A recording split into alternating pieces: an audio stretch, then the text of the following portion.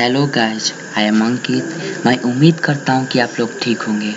तो class 10th Europe में राष्ट्रवाद का ऑब्जेक्टिव क्वेश्चन मैं लाया हूँ। तो ये रहा आपका फर्स्ट क्वेश्चन।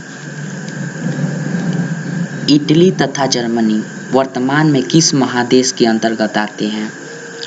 तो ये यूरोप महादेश के अंतर्गत आते हैं, तो इसका राइट आंसर सी हो जाएगा।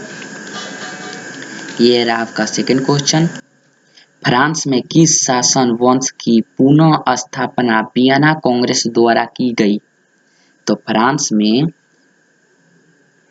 में बुर्बो वंश की वियना कांग्रेस द्वारा पुनः स्थापना की गई थी। इसका नंबर सी सही हो जाएगा। तो ये रहा आपका थर्ड क्वेश्चन। मेजनी का संबंध किस संगठन से था? मेजनी का संबंध किस संगठन से था? तो मेजनी का संबंध कार्बोनरी संगठन से था। इसका नंबर बी सही हो जाएगा। तो ये रहा आपका फोर्थ क्वेश्चन। इटली एवं जर्मनी के एकीकरण के विरुद्ध निम्न में से कौन था? इटली एवं जर्मनी के एकीकरण के विरुद्ध निम्न में से कौन था?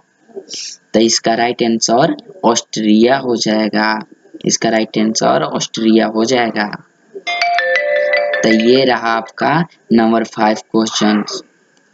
काउट काबूर को विक्टर एमुनियन ने किस पद पर नियुक्त किया? काउट काबूर को विक्टर एमुनियन ने किस पद पर नियुक्त किया? तो इसका राइट आंसर सी प्रधानमंत्री। इसका राइट आंसर सी प्रधानमंत्री हो जाएगा। गोरीवल्डी पेशे से क्या था? गोरीवल्डी पेशे से क्या था? तो गोरीवल्डी पेशे से नाविक था। क्या था? नाविक। ये रहा आपका 7 क्वेश्चन। जालवेरी कैसी संस्था थी? जालवेरी व्यापारियों की संस्था थी। जालवेरी व्यापारियों की संस्था थी। इसका भी सही हो जाएगा। नंबर 9। रक्त एवं लौ की नीति का अवलंबन किसने किया था? रक्त एवं लौ की नीति का अवलंबन किसने किया था? तो इसका राइट आंसर बिस्मार्क हो जाएगा। रक्त एवं लौ की नीति का अवलंबन बिस्मार्क ने किया था। फ्रैंकफर्ट की संधि कब हुई थी? फ्रैंकफर्ट की संधि कब हुई थी? तो फ्रैंकफर्ट की संधि 1871 ईस्वी में हुई थी। फ्रैंकफर्ट की संधि 1871 ईस्वी में हुई थी। यूरोप वासियों के लिए किस देश का साहित्य एवं ज्ञान विज्ञान प्रेरणा स्रोत रहा? यूरोप वासियों के लिए किस देश का साहित्य एवं ज्ञान विज्ञान प्रेरणा स्रोत रहा? तो यूरोप का साहित्य एवं ज्ञान विज्ञान प्रेरणा स्रोत रहा। नंबर 12। नेपल्स की क्रांति कब हुई थी? नेपल्स की क्रांति कब हुई थी? नेपल्स की क्रांति कब हुई थी? तो नेपल्स की क्रांति 1821 ईस्वी में हुई थी। नेपल्स की क्रांति 1821 ईस्वी में हुई थी। इसका नंबर भी सही हो जाएगा। नंबर 13। चार्टिक्स आंदोलन कहाँ हुआ था? चार्टिक्स आंदोलन कहाँ हुआ था? चार्टिक्स आंदोलन इंग्लैंड में हुआ था। चार्टिक्स आंदोलन कहाँ हुआ था? तो इंग्लैंड में हुआ था। नंबर 14। यूनान को एक स्वतंत्र राष्ट्र घोषित किया गया। यूनान को एक स्वतंत्र राष्ट्र घोषित किया गया। यूनान को एक स्वतंत्र राष्ट्र घोषित किया गया। यूनान को कब एक स्वतंत्र राष्ट्र घोषित किया गया था? तो यूनान को 1832 ईस्वी में किया गया था। यूनान को एक स्वतंत्र राष्ट्र 1832 ईस्वी में किया गया था।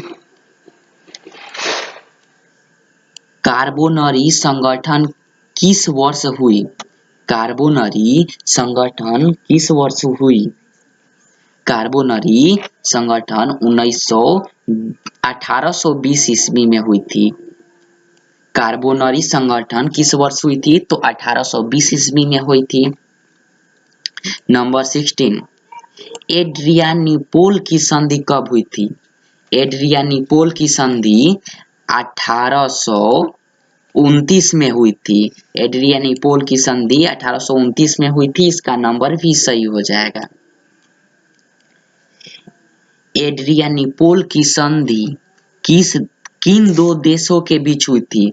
एड्रियानिपोल की संधि किन दो देशों के बीच हुई थी? तो इसका राइट आंसर ए, तुर्की एवं रूस के बीच हुई थी। तुर्की एवं रूस के बीच हुई थी। नंबर ए सही हो जाएगा। Number 18, number 18